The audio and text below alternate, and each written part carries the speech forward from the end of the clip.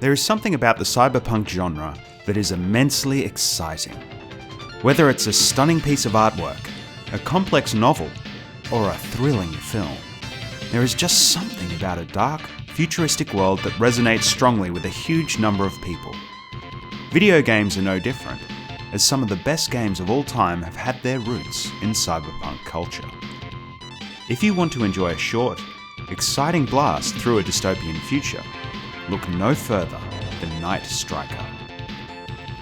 Night Striker feels like you took some of the best arcade games from the 80s, put them in a blender, then mixed them with a shot of Knight Rider. The obvious gameplay comparison is Space Harrier, but there's also a little bit of Chase HQ in there, and even a hint of Outrun. It feels like a best-of remix of Sega and Taito's arcade output from the 80s. In the futuristic world of 2049, a scientist is being kidnapped by a terrorist organisation. You are a member of the Special Service Agency, who is tasked with rescuing the scientist and taking down the terrorists using your special armoured motor car. This car is basically like something out of Dread, able to move from the street to the skies effortlessly. This all adds up to a game that is smooth, fast, and incredibly exciting. There's a cinematic flair to the game that's evident right from the very start.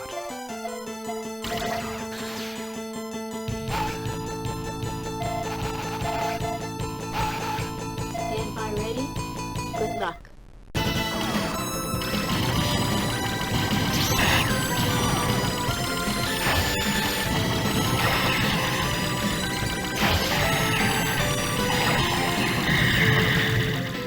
This is a very nice looking game. This is a super scalar style game, like many of the other pseudo 3D arcade games of the 80s, but as it was released right at the end of the decade, Night Strikers really demonstrates the maturity of the technology by this time. The scaling is remarkably smooth, and although the sprites fly by at very high speeds, it's still easy enough to keep track of your car and the enemies around you. The special effects, from the water spraying as you skim across the river, to the trail of explosions as you blast a terrorist out of the sky, all add to the thick atmosphere of the game. The colour palette on the whole is very appealing, with dark blues and purples offset by stark neon highlights. The music's also very catchy.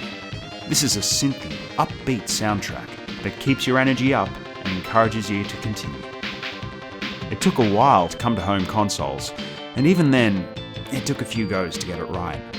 The Mega CD got a port in 1993 that was fairly ambitious and featured some smoother scrolling than you might expect, but unfortunately, the rest of the presentation suffered, and the game was very difficult to follow. The PlayStation received a port a couple of years later, but that version wasn't perfect either, with some major graphical drawbacks and slowdown that really takes you out of the game. Finally, Sega's 2D powerhouse came through, with a brilliant version that was actually an upgrade on the arcade, featuring a new introduction and a whole bunch of extra levels.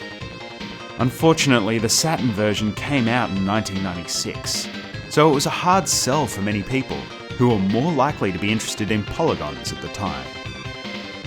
Night Strikers is an absolute gem of an arcade game. It's like a shot in the augmented arm. Fast, loud, dark, violent, and absolutely beautiful.